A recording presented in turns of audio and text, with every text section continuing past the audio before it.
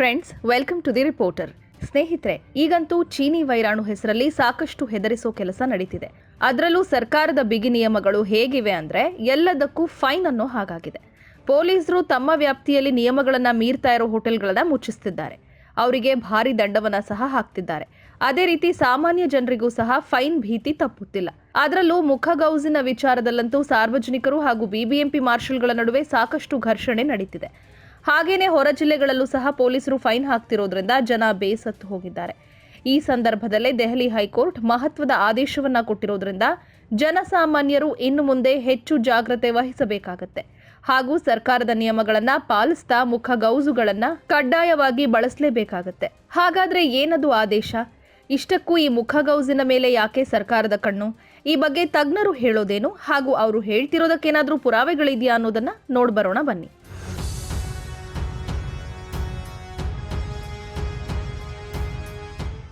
ಸ್ನೇಹಿತರೆ, ದೇಶದಲ್ಲಿ ಚೀನಿ ವೈರಾಣು ಸಮಸ್ಯೆ ಹೆಚ್ಚಾಗ್ತಿದೆ. ಸದ್ಯ ಸಾವಿನ ಪ್ರಮಾಣ ಕಡಿಮೆ ಇದ್ರೂ ಸಹ ಸೋಂಕು ಬಹಳ ಹೆಚ್ಚಾಗ್ತಿರೋದ್ರಿಂದ ಸರ್ಕಾರ ಕಠಿಣ ನಿಯಮಗಳನ್ನು ತೆಗೆದುಕೊಳ್ಳೋದಕ್ಕೆ ಮುಂದಾಗ್ತಿದೆ. ಯಾವುದೇ ಕಾರಣಕ್ಕೂ ಲಾಕ್ಡೌನ್ ಹೇರೋದಿಲ್ಲ ಅಂತ ರಾಜ್ಯದ ಮುಖ್ಯಮಂತ್ರಿ ಯಡಿಯೂರಪ್ಪ ಹೇಳ್ತಿರೋದು ಜನರಲ್ಲಿ ಕೊಂಚ ನೆಮ್ಮದಿ ತಂದಿದೆಯಾದರೂ ಗಳಿಗೆಗೊಂದು ನಿರ್ಧಾರ ಪ್ರಕಟಿಸೋ ಬಗ್ಗೆ ಸರ್ಕಾರದ ವಿರುದ್ಧ ಜನರಿಗೆ ನಂಬಿಕೆಯೇ ಇಲ್ಲದಂತಾಗಿ ಬಿಟ್ಟಿದೆ. ಆದರೂ ದೇಶದ ಆರ್ಥಿಕ ಪರಿಸ್ಥಿತಿಯ ಹಿನ್ನೆಲೆಯಲ್ಲಿ ಲಾಕ್ಡೌನ್ ಮಾಡೋದಿಲ್ಲ, ಏನೇ ಆದರೂ ಕ್ಲಸ್ಟರ್ಗಳನ್ನು ಗುರುತಿಸಿ ಅಲ್ಲಿ ಮಾತ್ರವೇ ಸೀಮಿತ ಲಾಕ್ಡೌನ್ ಮಾಡಬಹುದು ಅನ್ನೋ ಲೆಕ್ಕಾಚಾರ. ಹೀಗಿರೋ ಹೊತ್ತಲ್ಲೇ ಜನಸಾಮಾನ್ಯರು ಹಾಗೂ ಸರ್ಕಾರದ ನಡುವೆ ಸಾಕಷ್ಟು ವಿಚಾರಗಳಿಗೆ ಸಂಘರ್ಷ ನಡೀತಲೇ ಇದೆ. ಸರ್ಕಾರಿ ಕಾರ್ಯಕ್ರಮಗಳಲ್ಲಿ ಸಚಿವರು, ಶಾಸಕರೇ ಮಾಸ್ಕ್ಗಳನ್ನು ಧರಿಸೋದಿಲ್ಲ. ಚುನಾವಣಾ ಪ್ರಚಾರದಲ್ಲಿ ಸಹಸ್ರಾರು ಮಂದಿಯನ್ನ ರಾಜಕೀಯ ಪಕ್ಷಗಳೇ ಸೇರಿಸ್ತಿವೆ. ಅಲ್ಲೆಲ್ಲಾದ್ರೂ ಮಾಸ್ಕ್ ಅನ್ನೋದು ಕಾಣುತ್ತಾ? ಹೀಗಿರುವಾಗ ಸಾಮಾನ್ಯ ಜನರು ನಡೆಸೋ ಮದುವೆ ಮುಂಜಿ ಮೇಲೆ ಸರ್ಕಾರದ ಕಣ್ಣು ಬಿದ್ದಿರೋದಕ್ಕೆ ಜನ ಹಿಡಿ ಶಾಪ ಹಾಕ್ತಿದ್ದಾರೆ. ಅಲ್ಲದೆ ಮಾಸ್ಕ್ ವಿಚಾರದಲ್ಲಿ ಸರ್ಕಾರದ ಬಿಗಿ ನಿಲುವು ಜನರನ್ನ ಪೇಚಿಗೆ ಸಿಲುಕಿಸಿದೆ. ಅದರಲ್ಲೂ ಬೆಂಗಳೂರು ಸೇರಿದಂತೆ ರಾಜ್ಯದ ಪ್ರಮುಖ ನಗರಗಳಲ್ಲಿ ಮಾಸ್ಕ್ ವಿಚಾರಕ್ಕೆ ಆಗಾಗ ಅಧಿಕಾರಿಗಳು ಹಾಗೂ ಸಾರ್ವಜನಿಕರ ಮಧ್ಯೆ ಗಲಾಟೆಗಳು ನಡೀತಲೇ ಇರುತ್ತವೆ. ಬೆಂಗಳೂರೊಂದರಲ್ಲೇ ಇಲ್ಲಿವರೆಗೂ ಹತ್ತಿರ 9 ಕೋಟಿ ದಂಡ ವಸೂಲಿ ಮಾಡಲಾಗಿದೆ ಅಂತ ಹೇಳಲಾಗ್ತಿದೆ. ಸೊ ಮಾಸ್ಕ್ ಮೇಲೆ ಸರ್ಕಾರದ ಕಣ್ಣು ಹೆಚ್ಚಾಗಿ ಬೀಳೋ ಸಾಧ್ಯತೆ ಇದೆ ಅನ್ನೋದು ಜನರ ಅಭಿಪ್ರಾಯ. ಅರೆ, ನಡ್ಕೊಂಡು ಹೋಗೋದನ್ನ ಬಿಡಿ, ಒಂದೇ ಕುಟುಂಬದ ಮಂದಿ AC ಕಾರಲ್ಲಿದ್ರೂ ಎಲ್ಲರೂ ಮಾಸ್ಕ್ ಹಾಕಬೇಕು ಅಂತ ಹೇಳಲಾಗಿದೆ. ಹಾಗೇನಾದ್ರೂ ಹಾಕಿಲ್ಲ ಅಂದ್ರೆ ಅವರಿಗೂ ಸಹ ತಲಾ 250 ರೂಪಾಯಿ ಫೈನ್ ಬರೆಯಲಾಗ್ತಿದೆ. ಇನ್ನು ಕಾರ್ನಲ್ಲಿ ಒಬ್ಬರೇ ಹೋಗುವಾಗ ಮಾಸ್ಕ್ ಹಾಕಬೇಕೋ ಬೇಡವೋ ಅನ್ನೋ ಕನ್ಫ್ಯೂಷನ್ ಅಲ್ಲೇ ಜನ ಇದ್ರು. ಜನ ಯಾಕೆ, ಅಧಿಕಾರಿಗಳು ಸಹ ಕಾರ್ಗಳಲ್ಲಿ ಒಬ್ಬಂಟಿಯಾಗಿ ಹೋಗೋರು ಮಾಸ್ಕ್ ಹಾಕದೇ ಇದ್ರು ಅವರಿಗೆ ಫೈನ್ ಹಾಕೋದು ಹೇಗೆ ಅಂತ ಯೋಚಿಸ್ತಿದ್ರು. ಆದರೆ ಸದ್ಯ ದೆಹಲಿ ಹೈಕೋರ್ಟ್ನ ಆಜ್ಞೆ ಈ ಎಲ್ಲ ಪ್ರಶ್ನೆಗಳಿಗೂ ಉತ್ತರ ಕೊಟ್ಟಿದೆ. ನೀವೇನಾದ್ರೂ ಕಾರ್ನಲ್ಲಿ ಸಿಂಗಲ್ ಆಗಿ ಹೋಗ್ತಿದ್ರು ಸಹ ಮುಖಗೌಸು ಕಡ್ಡಾಯ ಅಂತ ಕೋರ್ಟ್ ಹೇಳಿದೆ.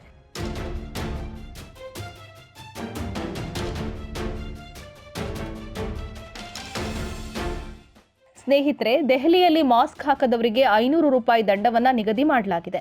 ಹಾಗಾಗಿ 4 ಪ್ರತ್ಯೇಕ ವ್ಯಕ್ತಿಗಳು ತಾವು ಕಾರ್ನಲ್ಲಿ ಓಡಾಡುವಾಗ ಮಾಸ್ಕ್ ಹಾಕದೇ ಇದ್ದದ್ದಕ್ಕೆ 500 ರೂಪಾಯಿ ಫೈನ್ ಹಾಕಿದ್ದನ್ನ ಪ್ರಶ್ನಿಸಿ ತಮ್ಮ ವಕೀಲರ ಮೂಲಕ ದೆಹಲಿ ಹೈಕೋರ್ಟ್ ಮೊರೆ ಹೋಗಿದ್ರು. ಈ ಬಗ್ಗೆ ಕೂಲಂಕುಷವಾಗಿ ವಿಚಾರಣೆ ನಡೆಸಿದ ದೆಹಲಿ ಹೈಕೋರ್ಟ್ನ ನ್ಯಾಯಾಧೀಶೆ ಪ್ರತಿಭಾ ಎಂ ಸಿಂಗ್, ಮಾಸ್ಕ್ ಹಾಕೋದು ಸದ್ಯ ಒಂದು ಕರ್ತವ್ಯವಾಗಿದೆ. ದೇಶದಲ್ಲಿ ಹೆಚ್ಚುತ್ತಾ ಇರೋ ಸೋಂಕಿನ ಪ್ರಮಾಣವನ್ನು ತಗ್ಗಿಸೋ ನಿಟ್ಟಿನಲ್ಲಿ ಮಾಸ್ಕ್ ಅತ್ಯವಶ್ಯಕವಾಗಿ ಬೇಕಾಗಿರೋದ್ರಿಂದ ಕಾರ್ನಲ್ಲಿ ಒಬ್ಬರೇ ಹೋಗ್ತಿದ್ರು ಸಹ ಮಾಸ್ಕ್ ಹಾಕಬೇಕು ಅಂತ ಆದೇಶ ಕೊಟ್ಟಿದ್ದಾರೆ. ಅಲ್ಲದೆ ಮಾಸ್ಕ್ ಅನ್ನೋದು ಈಗ ಒಬ್ಬಿಬ್ಬರ ಪ್ರಶ್ನೆಯಲ್ಲ, ಒಂದು ಸಾಂಕ್ರಾಮಿಕ ರೋಗದ ವಿರುದ್ಧ ಹೋರಾಡ್ತಿರೋ ಸಂದರ್ಭದಲ್ಲಿ ಪ್ರತಿಯೊಬ್ಬ ಪ್ರಜೆ ಕೂಡ ತನ್ನ ಜವಾಬ್ದಾರಿಯನ್ನ ಅರಿಯಬೇಕು. ಮಾಸ್ಕ್ ಹಾಕೋದ್ರಿಂದ ಸಮಸ್ಯೆ ಏನೂ ಇಲ್ಲ, ಹೀಗಾಗಿ ಎಲ್ಲರೂ ಮಾಸ್ಕ್ ಧರಿಸಲೇಬೇಕು ಅಂತ ಆದೇಶ ಕೊಟ್ಟಿದ್ದಾರೆ. ಕಾರ್ ಅನ್ನೋದು ಪ್ರೈವೇಟ್ ಪ್ಲೇಸ್ ಆದರೂ ಸಹ ಅದು ಸಾರ್ವಜನಿಕ ಸ್ಥಳದಲ್ಲಿದ್ದಾಗ ಅದನ್ನ ಸಹ ಸಾರ್ವಜನಿಕ ಸ್ಥಳ ಅಂತಲೇ ಕನ್ಸಿಡರ್ ಮಾಡಲಾಗುತ್ತೆ ಅಂತ ಕೋರ್ಟ್ ಹೇಳಿದೆ. ಸೊ ಇನ್ಮುಂದೆ ಕಾರ್ನಲ್ಲಿ ಒಬ್ಬೊಬ್ಬರೇ ಹೋಗುವಾಗಲೂ ಸಹ ಮಾಸ್ಕ್ ಹಾಕೊಂಡೇ ಹೋಗಿ, ಇಲ್ಲವಾದ್ರೆ ಪೊಲೀಸರು, ಮಾರ್ಷಲ್ಗಳು ಹಾಗೂ ಸಾರ್ವಜನಿಕರ ಮಧ್ಯೆ ಸಂಘರ್ಷ ಏರ್ಪಡಬಹುದು. ಇಲ್ಲಿ ಮತ್ತೊಂದು ವಿಚಾರ ಇದೆ. ಅದೇನು ಅಂದ್ರೆ, ಸಾಮಾನ್ಯವಾಗಿ ರಸ್ತೆಗಳಲ್ಲಿ ಚಾಲಕರು ಮಾಸ್ಕ್ ಹಾಕದೆ ಹೋಗ್ತಿರ್ತಾರೆ. ಅವರಿಗೆ ಸ್ವಲ್ಪ ಕೆಮ್ಮು ಬಂದಾಗ್ಲೋ ಅಥವಾ ನಮ್ಮ ಮಂದಿ ಬಾಯಲ್ಲಿ ಕೇಸರಿಯನ್ನ ಹಾಕಿಕೊಂಡ ಕಾರಣದಿಂದಾಗ್ಲೋ ಆಗಾಗ ಎಂಜಲನ್ನ ಉಗಿಯೋದು ಕಾಮನ್. ಆ ವೇಳೆ ಆ ವ್ಯಕ್ತಿಯಲ್ಲೇನಾದ್ರೂ ಸೋಂಕಿದ್ದು ಅವನು ಉಗಿದ ಉಗುಳಿನ ಕಣ ರಸ್ತೆಯಲ್ಲಿ ಬರ್ತಿರೋ ಮತ್ತಷ್ಟು ವಾಹನಗಳಿಗೆ ಸಿಡಿದು ಅಥವಾ ದ್ವಿಚಕ್ರ ವಾಹನದಲ್ಲಿ ಹೋಗ್ತಿರೋರಿಗೆ ತಗುಲಿದ್ರೆ ಅಲ್ಲಿ ಸೋಂಕು ಹರಡೋದು ಗ್ಯಾರಂಟಿ. ಹೀಗಾಗಿನೇ ಚಲಿಸುತ್ತಿರೋ ವಾಹನದಿಂದ ಹೊರಗೆ ಉಗಿಯುವಾಗ್ಲೂ ಸಹ ಜವಾಬ್ದಾರಿ ಮೆರಿಬೇಕು ಅಂತ ಹೇಳೋದು. ಹಾಗೂ ಮಾಸ್ಕ್ ಧರಿಸಿದ್ರೆ ಈ ಸಮಸ್ಯೆ ಸಹ ಸ್ವಲ್ಪ ಮಟ್ಟಿಗೆ ಕಡಿಮೆ ಆಗಬಹುದು ಅಂತ ಅಂದಾಜಿಸ್ತಿರೋದು. ಹಾಗಾಗಿನೇ ಇನ್ನು ಮುಂದೆ ಎಲ್ಲರೂ ಕಡ್ಡಾಯವಾಗಿ ಮಾಸ್ಕ್ ಹಾಕಲೇಬೇಕು ಅಂತ ಆದೇಶ ಹೊರಡಿಸಿರೋದು. ಇನ್ನು ಮಾಸ್ಕ್ ಬಗ್ಗೆ ಯಾಕಿಷ್ಟು ಕಾಳಜಿ?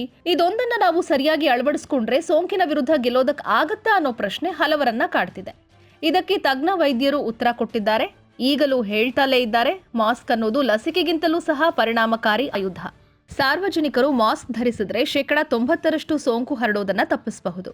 ಸ್ನೇಹಿತರೆ, ನಿಮಗೆ ಗೊತ್ತಿರಲಿ, ಈಗ ಕೊಡ್ತಿರೋ ಲಸಿಕೆ ಇದೆಯಲ್ಲ, ಅದರ ಪರಿಣಾಮ ಇರೋದು ಕೇವಲ 70% ಅಷ್ಟೇ. ಹಾಗಿದ್ದ ಮೇಲೆ ಮಾಸ್ಕ್ ಲಸಿಕೆಗಿಂತಲೂ ಉತ್ತಮ ಅಲ್ವಾ ಅನ್ನೋದು ತಜ್ಞರ ಅಭಿಪ್ರಾಯ. ಇನ್ನು ಲಸಿಕೆ ಹಾಕಿಸ್ಕೊಂಡು ಮಾಸ್ಕ್ ಹಾಕೊಂಡ್ರೆ ಈ ಸೋಂಕನ್ನ ಆದಷ್ಟು ಬೇಗ ನಿಯಂತ್ರಿಸಬಹುದು. ಆದ್ರೆ ಈಗ ಜನ ಎಲ್ಲವನ್ನ ಮರೆತು ಬಿಟ್ಟಿದ್ದಾರೆ. ಜನಜಂಗುಳಿ ಇರೋ ಕಡೆಗಳಲ್ಲೂ ಸಹ ಮಾಸ್ಕ್ ಹಾಕದೆ ವ್ಯವಹಾರ ಮಾಡ್ತಿದ್ದಾರೆ, ಓಡಾಡ್ತಿದ್ದಾರೆ. ಇದು ಸೋಂಕು ಹರಡುವ ವೇಗವನ್ನ ಹೆಚ್ಚಿಸುತ್ತೆ. ಹಾಗಾಗಿನೇ ಮಾಸ್ಕ್ ಅನ್ನೋ ಜೀವರಕ್ಷಕ ಕವಚವನ್ನ ಎಲ್ಲರೂ ಬಳಸಿ ಅಂತ ಹೇಳ್ತಿರೋದು.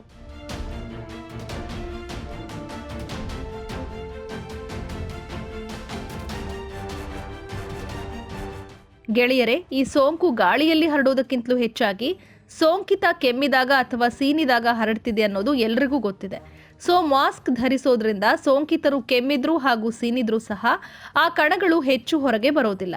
ಇನ್ನು ಎದುರಿಗಿರುವ ವ್ಯಕ್ತಿ ಸಹ ಮಾಸ್ಕ್ ಹಾಕೊಂಡ್ರೆ ಆ ಕಣಗಳು ಅವರಿಗೆ ತಲುಪೋದು ಸಹ ಕಡಿಮೆ ಆಗತ್ತೆ. ಹೀಗಾಗಿ ಸೋಂಕು ಹರಡೋ ವೇಗ ಕಡಿಮೆ ಆಗತ್ತೆ ಅನ್ನೋದು ಇಲ್ಲಿವರೆಗೂ ಸಂಶೋಧನೆಯಿಂದ ತಿಳಿದು ಬಂದಿರೋ ವಿಚಾರ. ಇದೇ ವೇಳೆ ಈ ಸೋಂಕಿನ ವಿರುದ್ಧ ಸಾಕಷ್ಟು ಸಂಶೋಧನೆಗಳು ಇನ್ನೂ ಸಹ ನಡೀತಲೇ ಇವೆ. ಪಾಶ್ಚಿಮಾತ್ಯ ರಾಷ್ಟ್ರಗಳಲ್ಲಿ ಸಂಶೋಧಕರು ಹೇಳ್ತಿರೋ ಹಾಗೆ ಈ ವೈರಾಣು ಸೂರ್ಯನಿಂದ ಬರುವ ಯುವಿ ಕಿರಣಗಳಿಗೆ ತೆರೆದುಕೊಂಡ್ರೆ ಕೇವಲ 20 ನಿಮಿಷಗಳಲ್ಲಿ ಸಾವನ್ನಪ್ಪತ್ತೆ. ಅದರಲ್ಲೂ ಬಿಸಿಲು ಹೆಚ್ಚಿರೋ ಕಡೆಯಲ್ಲಿ ವೈರಾಣು ಹೆಚ್ಚು ಹೊತ್ತು ಜೀವಿಸೋದಿಲ್ಲ ಅಂತ ಹೇಳಲಾಗ್ತಿದ್ದು, ಇದು ಒಂದು ಪ್ರದೇಶದಿಂದ ಮತ್ತೊಂದು ಪ್ರದೇಶಕ್ಕೆ ವಿಭಿನ್ನವಾಗಿರಬಹುದು ಅಂತ ಸಂಶೋಧಕರು ಅಂದಾಜಿಸುತ್ತಿದ್ದಾರೆ. ಇದರ ಜೊತೆಗೆ ಈ ವೈರಾಣುವಿನ ಬಗ್ಗೆ ಇವತ್ತಿಗೂ ಸಹ ಸಾಕಷ್ಟು ಗೊಂದಲಗಳಿದ್ದು, ಅದೆಲ್ಲವನ್ನ ನಿವಾರಿಸಿಕೊಳ್ಳೋ ನಿಟ್ಟಿನಲ್ಲಿ ಇರುವ ಏಕೈಕ ಮಾರ್ಗ ಅಂದ್ರೆ ಸೋಂಕಿತರಿಂದ ದೂರ ಇರೋದು ಹಾಗೂ ಸೋಂಕು ಹರಡದಂತೆ ತಡೆಯೋದು. ಇದಕ್ಕೆ ಪ್ರಮುಖ ಅಸ್ತ್ರ ಮಾಸ್ಕ್ ಅನ್ನೋದು ತಜ್ಞ ವೈದ್ಯರ ಅಭಿಪ್ರಾಯ. ಸೊ ಸಾಧ್ಯ ಆದಷ್ಟು ಮಾಸ್ಕ್ ಧರಿಸಿ, ಸೋಂಕಿನಿಂದ ಪಾರಾಗಿ. ಇಲ್ಲಿ ಮಾಸ್ಕ್ ಅಂತಿದ್ದಂಗೆ ನೀವು ಮೆಡಿಕಲ್ ಫೀಲ್ಡ್ನಲ್ಲಿರೋರು ಉಪಯೋಗಿಸೋ ಮಾಸ್ಕ್ ಅನ್ನೇ ಬಳಸಬೇಕು ಅಂತೇನಿಲ್ಲ. ನೀವು ಬಟ್ಟೆ ಮಾಸ್ಕ್ ಅನ್ನ ಸಹ ಬಳಸಬಹುದು. ಸಾಮಾನ್ಯವಾಗಿ ಆರೋಗ್ಯ ಕಾರ್ಯಕರ್ತರು, ಡಾಕ್ಟರ್ಗಳು ಹಾಗೂ ದಾದಿಯರು ಬಳಸೋ ಮಾಸ್ಕ್ ಅತಿ ಹೆಚ್ಚು ರಕ್ಷಣೆನ ಒದಗಿಸುತ್ತೆ ಅನ್ನೋದು ನಿಜವೇ ಆದ್ರೂ ಅದನ್ನ ಧರಿಸೋದು ಸಾಕಷ್ಟು ಜನರಿಗೆ ಕಷ್ಟ ಆಗಬಹುದು. ಅದರಲ್ಲೂ ಕಾರ್ನಲ್ಲಿ ಹೋಗುವಾಗ ಆ ಮಾಸ್ಕ್ ಧರಿಸೋದಕ್ಕೆ ಕಷ್ಟ ಆಗುತ್ತೆ ಅನ್ನೋದು ಸುಳ್ಳೇನಲ್ಲ. ಹೀಗಿರುವಾಗ ನೀವು ಬಟ್ಟೆ ಮಾಸ್ಕ್ ಅನ್ನ ಬಳಸೋದನ್ನ ರೂಢಿಸಿಕೊಳ್ಳಿ. ಅದು ನಿಮ್ಮ ಉಸಿರಾಟದ ಸಮಸ್ಯೆಯನ್ನ ಸಹ ಕಡಿಮೆ ಮಾಡೋದಲ್ಲದೆ ನಿಮಗೆ ಸೋಂಕಿನಿಂದ ರಕ್ಷಣೆಯನ್ನು ಕೊಡುತ್ತೆ. ಹಾಗೇನೆ ಒಂದ್ ವೇಳೆ ನಿಮ್ಗೆ ಗೊತ್ತಿಲ್ಲದೆ ನಿಮ್ಮ ದೇಹದಲ್ಲೂ ಸಹ ವೈರಾಣು ಇದ್ರೆ ಆ ವೈರಾಣು ಮತ್ತೊಬ್ಬರಿಗೆ ತಲುಪೋದು ಸಹ ತಪ್ಪತ್ತೆ. ಹೀಗಾಗಿ ಜವಾಬ್ದಾರಿಯುತ ನಾಗರಿಕರಾಗಿ ಮಾಸ್ಕ್ ಅನ್ನ ಧರಿಸಿ. ಸರ್ಕಾರಕ್ಕೆ ಇನ್ನಷ್ಟು ಕಠಿಣ ನಿಯಮಗಳನ್ನ ತೆಗೆದುಕೊಳ್ಳೋದಕ್ಕೆ ಅವಕಾಶ ಕೊಡಬೇಡಿ. ಸರ್ಕಾರಗಳಿಗೇನು ಫೈನ್ ವಸೂಲಿ ಆದ್ರೆ ಖಜಾನೆ ತುಂಬತ್ತೆ. ಹಾಗಾಗಿನೇ ಒಬ್ಬ ಅಧಿಕಾರಿ ನೀವು ಮಾಸ್ಕ್ ಹಾಕಿಲ್ಲ ಅನ್ನೋದನ್ನ ಪ್ರೂವ್ ಮಾಡೋದಕ್ಕೆ ಮೊಬೈಲ್ ಹಿಡಿದು ವಿಡಿಯೋ ಮಾಡ್ಕೊಂಡ್ರೆ ಮತ್ತೊಬ್ಬ ಅಧಿಕಾರಿ ನಿಮ್ಗೆ ಫೈನ್ ಹಾಕ್ತಾರೆ. ಆಗ ನೀವು ತಪ್ಪಿತಸ್ಥರ ಸ್ಥಾನದಲ್ಲಿ ನಿಲ್ಬೇಕಾಗತ್ತೆ. ಸೊ ಇದೆಲ್ಲವೂ ಬೇಡ ಅನ್ನೋದಾದ್ರೆ ಸುಖ ಸುಮ್ಮನೆ ಫೈನ್ ಕಟ್ಟೋದು ನಿಮ್ಗೆ ಇಷ್ಟ ಇಲ್ಲದೆ ಇದ್ರೆ ದಯವಿಟ್ಟು ಮಾಸ್ಕ್ ಹಾಕಿ, ಸೋಂಕು ಹರಡೋದನ್ನ ತಪ್ಪಿಸಿ. ಗೆಳೆಯರೇ, ಇದು ಕಾರ್ನಲ್ಲಿ ಒಬ್ಬರೇ ಓಡಾಡುವಾಗಲೂ ಸಹ ಮಾಸ್ಕ್ ಹಾಕಲೇಬೇಕು ಅಂತ ಆದೇಶಿಸಿರೋ ದೆಹಲಿ ಹೈಕೋರ್ಟ್ ಜಡ್ಜ್ಮೆಂಟ್ನ ವಿಚಾರ. ಮುಂದಿನ ವಿಡಿಯೋದಲ್ಲಿ ಮತ್ತೊಂದು ವಿಶೇಷವನ್ನ ನಿಮ್ಮ ಮುಂದಿಡ್ತೀನಿ. ಅಲ್ಲಿವರೆಗೂ ನಮಸ್ಕಾರ.